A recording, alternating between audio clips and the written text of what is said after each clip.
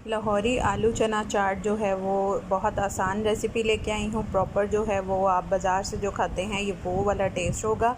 मुकम्मल रेसिपी देखिएगा, कोई स्टेप मिस ना कीजिएगा।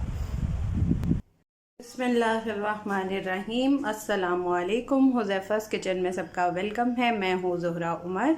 आज मैं बना रही हूँ लाहौरी स्टाइल में चना चाट, जो कि बहुत आसान है और बिल्कुल जो है वो मार्केट की तरह की बनेगी। तो चलिए टाइम ज़ाया किए बगैर जो है वो हम चलते हैं रेसिपी की तरफ।